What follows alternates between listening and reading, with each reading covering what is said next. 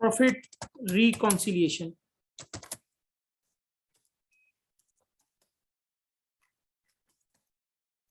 Under absorption costing and marginal costing.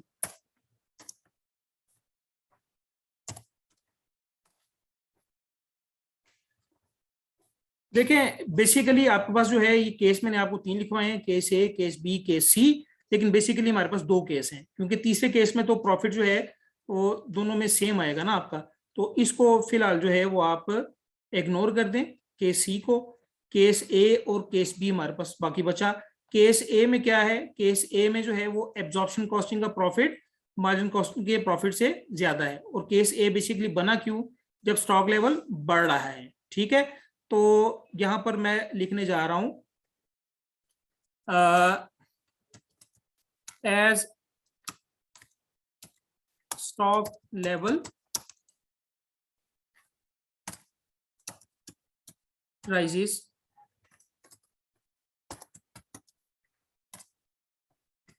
ठीक है, stock level बढ़ेगा तो फिर क्या होगा। ठीक है, एक मैंने ये बना लिया, और उसके बाद जो है वो इसको थोड़ा सा हम पीछे ले, ठीक है, और एक हम बना लेते हैं। मेरी अटेंडेंस हो गई है बेटा, सब्र से काम ले, इंशाल्लाह परेशान नहीं होना आपने। ठीक है, तो पहला केस है हमारा as stock level rises. Stock level rise जब होगा, ये हमारा केस ए बनेगा। इस केस में क्या होगा, एब्जॉर्प्शन कॉस्टिंग का जो प्रॉफिट होगा वहां से आपने शुरू करना है। एब्जॉर्प्शन कॉस्टिंग के प्रॉफिट से आपने स्टोरी को स्टार्ट करना है।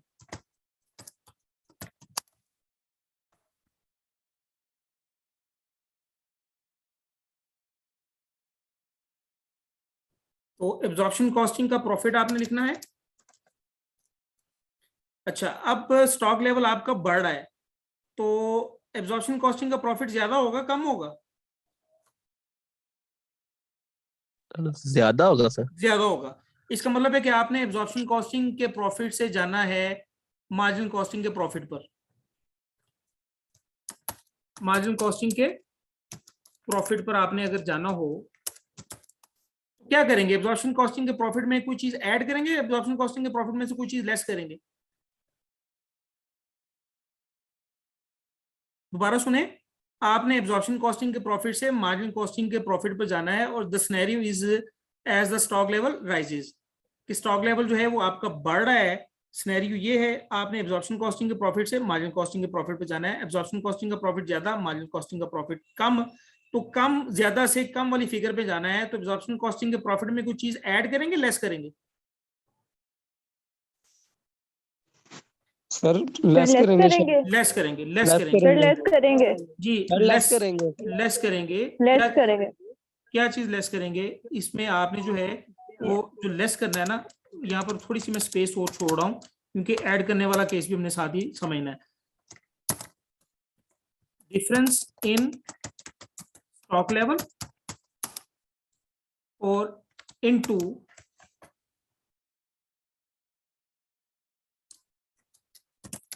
Per unit fixed factory overheads जो आपने एब्जॉर्ब किए, उसके साथ आपने मल्टीप्लाई कर देना इसको। ठीक है, और यहां से आपने वो फिगर क्या कर देनी है, लेस कर देनी है। तो आप फिगर पर पहुंच जाएंगे, किस फिगर पर, मार्जिन कॉस्टिंग के प्रॉफिट पर। तो इस तरह आप जो है वो मार्जिन कॉस्टिंग के प्रॉफिट पर पहुंच जाएंगे। ठीक है, और अगर स्टॉक लेवल जो है वो आपका फॉल कर रहा हो,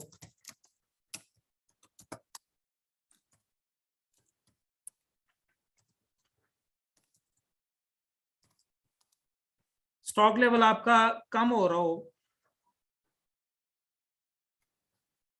तो आपने फिर भी एब्जॉर्प्शन कॉस्टिंग के प्रॉफिट से स्टार्ट लेना है, और जाना है आपने किसके प्रॉफिट पर, मार्जिन कॉस्टिंग के प्रॉफिट पर। अब आप मुझे ये बताएं कि स्टॉक लेवल फॉल कर रहा है और आपने एब्जॉर्प्शन कॉस्टिंग के प्रॉफिट से मार्जिन कॉस्टिंग के प्रॉफिट पर जाना है, तो क्या करेंगे, किसका प्रॉफिट ज्यादा होगा इस केस में? स्टॉक लेवल अगर बढ़ा होगा तो किसका प्रॉफिट ज्यादा होगा? अब्जॉर्प्शन कॉस्ट है। स्टॉक लेवल कम हो रहा होगा, स्टॉक लेवल अगर जब कम हो रहा है, फॉल कर रहा है, तो किसका प्रॉफिट ज्यादा होगा? ये सेकंड केस, मार्जिनल का।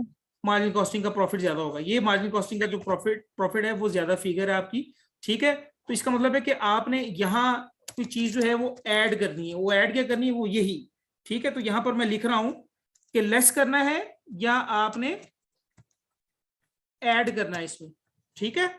तो लेस वाला केस जो है वो आपके पास कौन सा है? लेस वाला केस ये वाला है,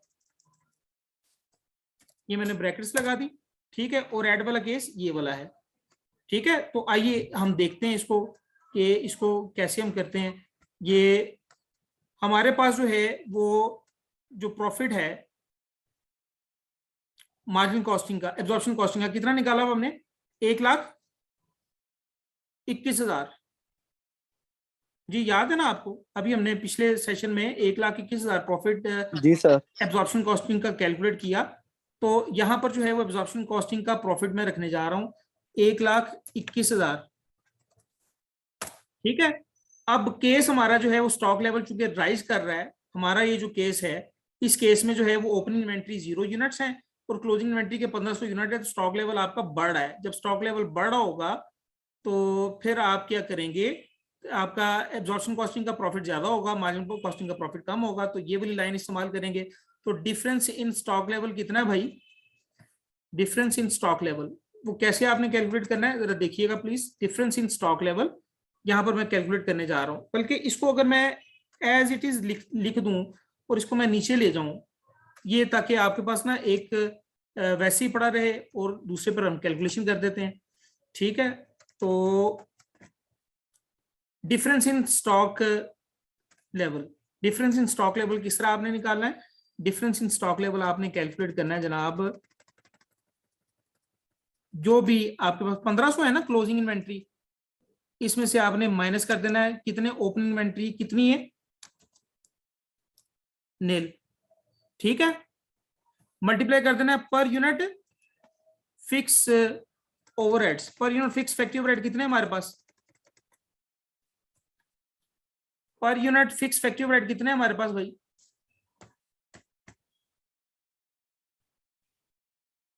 नहीं समझ में आ रही बात? ये देखें यहां पर फिक्स फैक्टरी ओवरहेड जो है वो पर यूनिट कितने हैं? फिक्स फैक्टरी ओवरहेड जो है वो आपने एब्जॉर्ब कितने किए हुए एक यूनिट? 20 20। तो यहाँ पर 20 आपने लेना है बेसिकली, ठीक है। तो आपने क्या करना है? आपने जो है वो डिफरेंस इन स्टॉक लेवल निकालना है पहले, ठीक है। डिफरेंस जो भी आ गया आपके पास उसको आपने मल्टीप्लाई कर देना है किसके साथ? Per unit fix factory overhead के साथ 20। तो ये डिफरेंस जो है वो आपके पास कितना आया? 1500। 1500 मल्टीप्लाई 20 करें कितना आ जाएगा?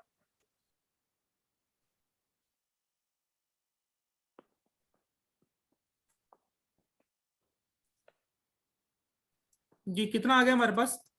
फार्मूला नहीं लगा रहा मैं यहाँ पर। सर 30,000। 30,000, ठीक है। तो ये 30,000 आ गया मनफी का। तो यहाँ पर मार्जिन कॉस्टिंग का प्रॉफिट निकाल लें। क्या ये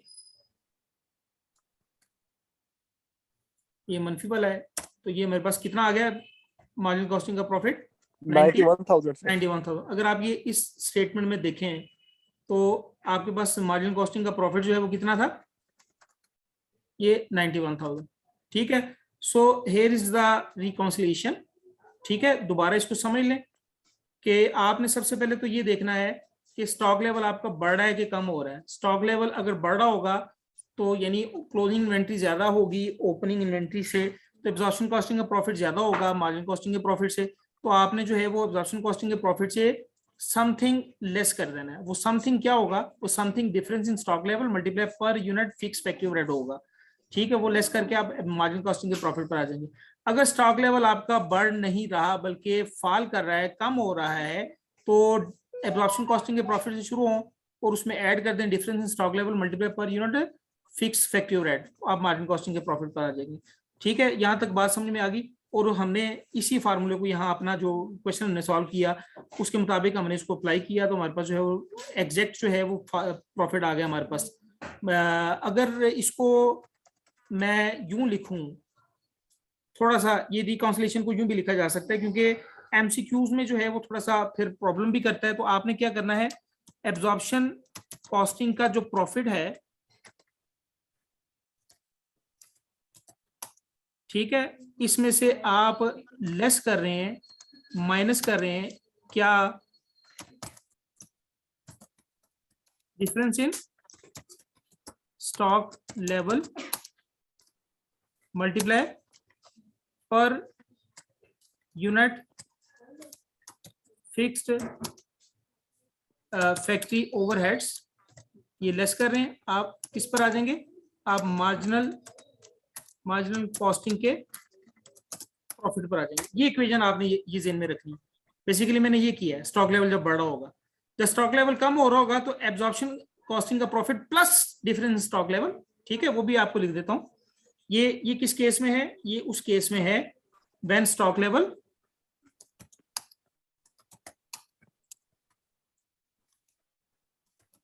राइजेस, ठीक है। जब स्टॉक लेवल राइज करेगा तो आपने ये ज़हन में रखना है कि आपने करना क्या है। तो आपने ये करना जनाब, ये करना आपने, ठीक है। और एब्जॉर्प्शन कॉस्टिंग का जो प्रॉफिट होगा उसमें आपने ऐड करना है क्या, डिफरेंस इन स्टॉक लेवल, ठीक है, multiply per unit fixed factory overheads. आपके पास जो है वो मार्जिनल कॉस्टिंग का प्रॉफिट आ जाएगा। ये कब करना है आपने, ये आपने तब करना है व्हेन स्टॉक लेवल फॉल्स, ठीक है। इसको मैंने स्टेटमेंट की शक्ल में भी बना के दे दिया, ये इक्वेशन की शक्ल में बना के दे दिया, और इसको कॉलम फॉर्म की शक्ल में भी आपको बता दिया। आपने दोनों चीजें जो है वो ज़हन में रखनी है, क्योंकि जब आप प्रॉफिट जब आप क्वेश्चन सॉल्व करेंगे तो क्वेश्चन में ऑब्वियसली जो है वो आपको कॉलम की शक्ल में देना पड़ेगा। लेकिन जब अगर एमसीक्यूज को इस तरह के आगे, तो एमसीक्यूज में जो है वो देखें, अब ये इसमें क्या है, एब्जॉर्प्शन कॉस्टिंग का प्रॉफिट एक चीज है, डिफरेंस इन स्टॉक लेवल ये दो चीजें हैं, ओपनिंग इन्वेंट्री और क्लोजिंग इन्वेंट्री के यूनिट्स हैं, ठीक है। ये टोटल तीन चीजें होगी, और per unit fix cost, fix factory overhead ये चौथी चीज होगी, और पांचवी चीज जो है वो एमसी प्रॉफिट है। तो ये पांच चीजें हैं, इन पांच चीजों में से कोई भी जो है वो चार आपको देके पांचवी निकालने के लिए कह सकता है, ठीक है। इसमें इन इक्वेशन में जो है वो छुपी हुई चीजें कितनी है, एब्जॉर्प्शन कॉस्टिंग का प्रॉफिट एक, डिफरेंस इन स्टॉक लेवल दो और तीन।